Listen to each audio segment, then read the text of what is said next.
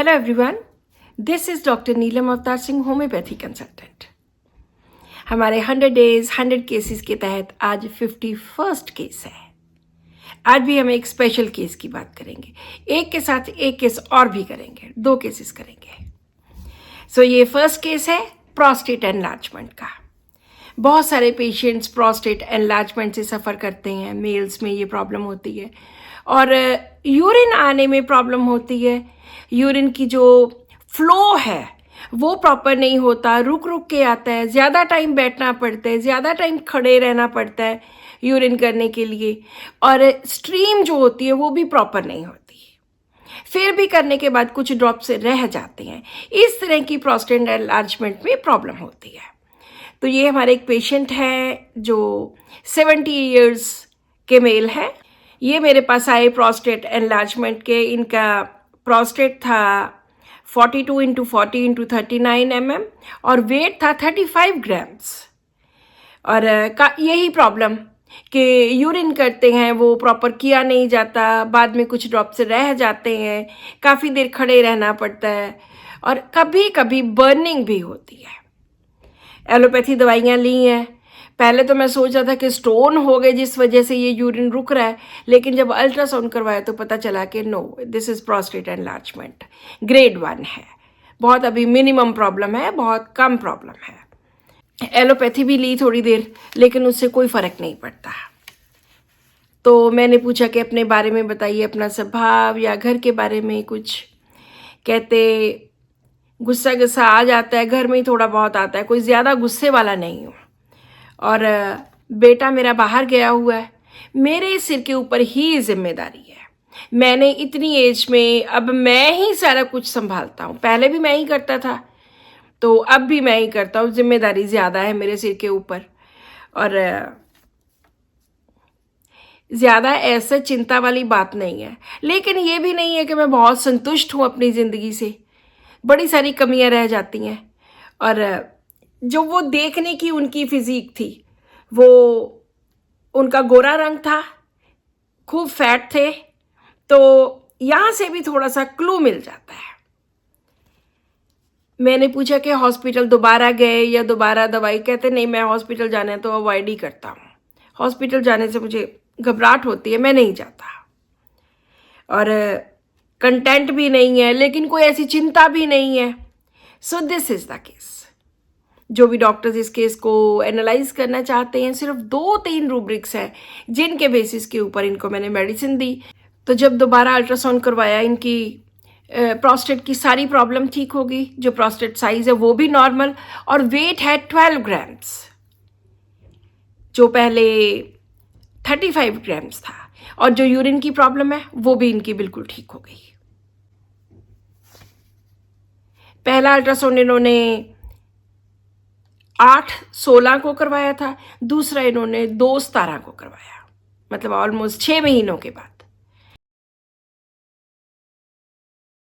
अभी हम बात करते हैं इस केस के एनालिसिस की। बहुत सिंपल सी बात है, प्रोस्टेट एनलार्जमेंट ग्रेड 1। सबसे पहली बात क्या बोली कि बेटा बाहर गया हुआ है, मेरे सिर के ऊपर जिम्मेदारी है, एलिमेंट्स फ्रॉम रिस्पॉन्सिबिलिटी। तो दूसरा क्या था कि हॉस्पिटल जाना ज़्यादा पसंद नहीं करते। हॉस्पिटल से घबराहट होती है, डर लगता है। सो ये वही कैलकेरिया कार्प का थीम आ गया, जिसमें वो हॉस्पिटल नहीं जाता, डॉक्टर्स को नहीं दिखाता, इस तरह का। और तीसरा उनकी जो शक्ल सूरत से लग रहा था, फैट, फेयर, फ्लैबी, उस तरह का, वो चीज़ें। सो इनको मैंने कैलकेरिया कार्प दी 30, 200, 1M, 10M।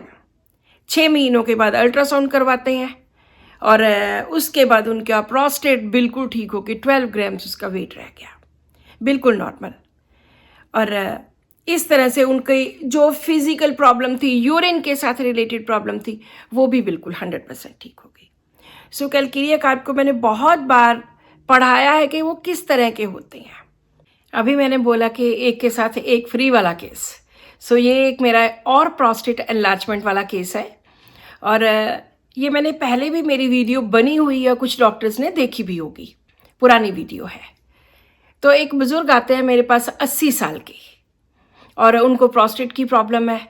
मुझे आके बोलते हैं कि डॉक्टर साहब मुझे प्रोस्टेट की प्रॉब्लम हो गई, गदूदें बढ़ जाना होता है, तो ये गदूदें बढ़ गई हैं, इस वजह से मुझे यूरिन की, पेशाब की बहुत ज़्यादा प्रॉब्लम है।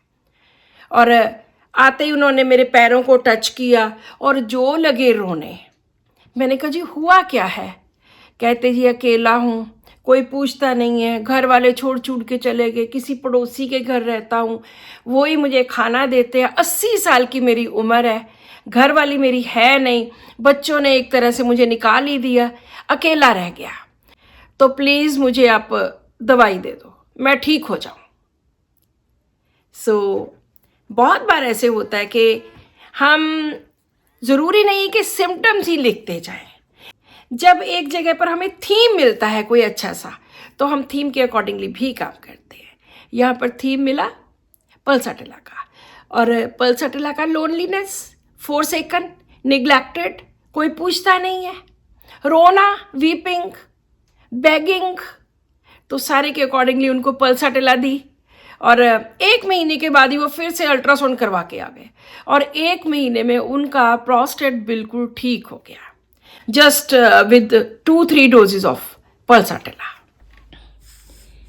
मेरे पास तो फिर भी ये केसेस बहुत कम आते हैं प्रोस्टेट जैसे, और डॉक्टर मान तो इतने केसेस प्रोस्टेट एनलार्जमेंट के ठीक करते हैं, यहाँ तक कि कैथेटर लगा हो और बहुत ज़्यादा प्रॉब्लम में हो, 1-1 महीने से लोगों के कैथेटर लगे होते हैं और 2 दिन में 4 दिन में ठीक।